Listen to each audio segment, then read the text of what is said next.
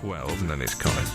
Remember last week we were talking about bridge and whether bridge is a sport or not, and the defence of bridge came from people who described it as a mind sport, a game that helps flex the brain. Well, kind of inspired by this, we thought we'd take a look at some hobbies, games and activities that are a challenge for the mind. Coming up, we'll be talking about juggling and chess and, of course, bridge. But I want to know how you keep your mind active. How do you exercise your brain?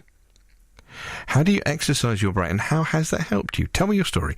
01743 248 321, or email jim.hawkins@bbc.co.uk. There aren't many people around that would argue that keeping your mind active isn't important, especially as you get older. But what or who's out there to help? You could try it. The U3A, University of the Third Age. Vivienne Barker is chairman of the U3A in Shrewsbury and is with us. Vivienne, thanks for coming in. Nice to see you again. It's a pleasure, Jim. For people who are unfamiliar with it, what is the University of the Third Age? Wow, well, it's exactly that. It's a self-help organisation. Would you believe it? It was started in France back in 1973 in Toulouse, moved over to the UK. We seized upon it as being such a good idea. But, of course, the French being the French, they were all for certificates and aligning themselves with the universities, etc. We want none of that.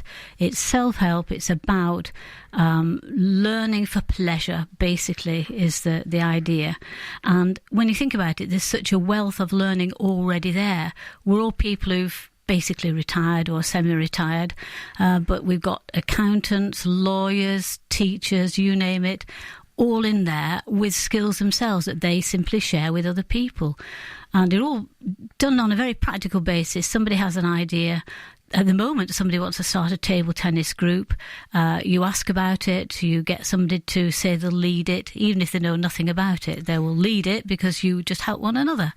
And that's how it starts. So it's very cooperative. You learn from one another rather than pulling in outside experts. And nobody's paid for anything, so it's totally voluntary. You might be rather surprised to find that now, in 2015, we have 700 members here in Shrewsbury. Wow, really? And we have 71 active groups of learning. And that learning can be anything. Obviously, mental activity comes to mind, so anything from Mahjong to whist to our philosophy. We've just had a new group started, the philosophy of social change. Don't ask me what it is. But if you want to find out, you can go along. Absolutely. We have theatre meetings once a month with speakers in. And we've just started a new sort of social occasion once a month at the Beaconsfield Club opposite the bus station there. Mm-hmm. Really just a coffee morning.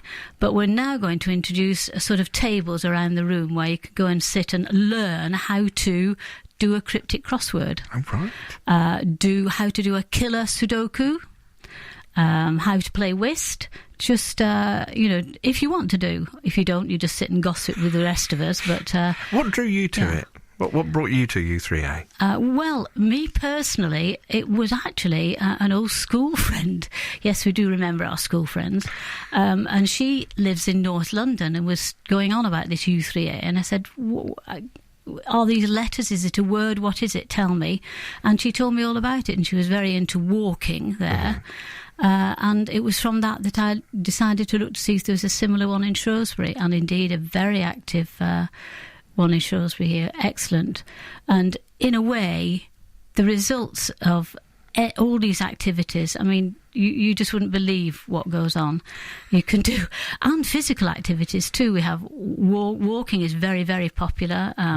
Could be handicrafts, as I say, table tennis, darts. What about golf croquet? Golf croquet? That sounds like croquet, but very vicious, doesn't it? Well, croquet's fairly vicious anyway. Yeah. Is it getting like golf croquet, but worse? Yeah. What have you learned from it? What have you got intrigued by or interested in or learned to do? I think the biggest thing is actually friendship, to be honest. Oh, right. What was one of our members just saying to me this morning, it helps with dementia, depression and loneliness.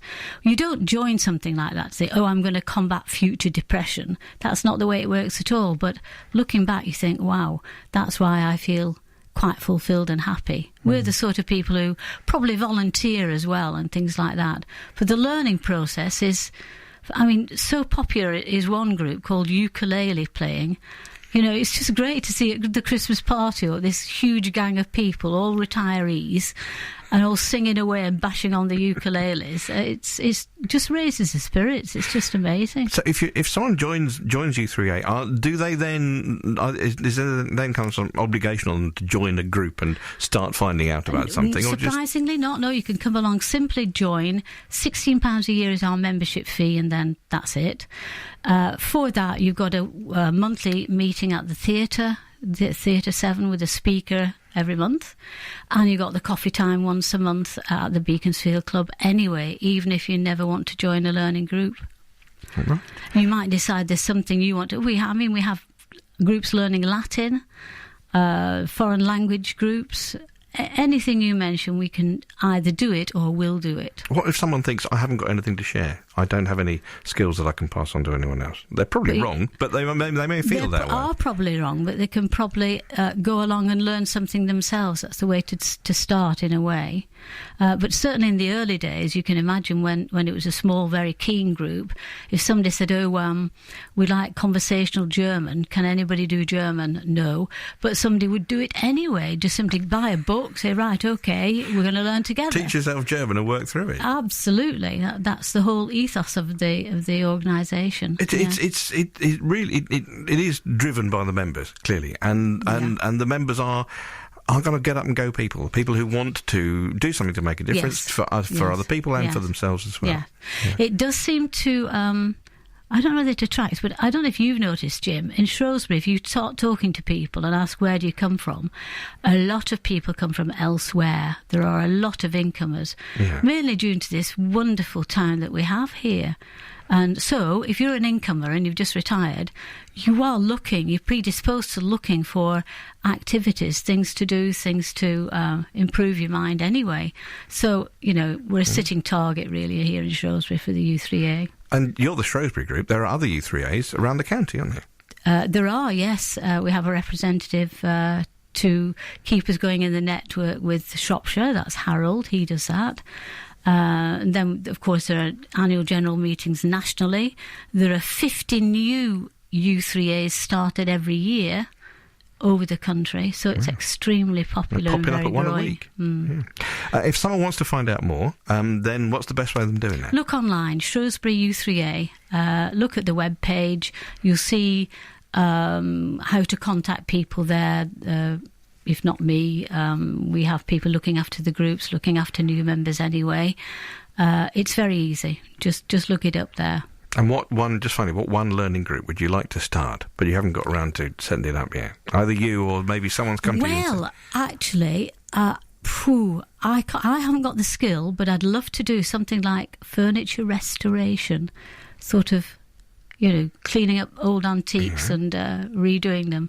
I do secretly know a chap who could teach us as well, but I've got to persuade him.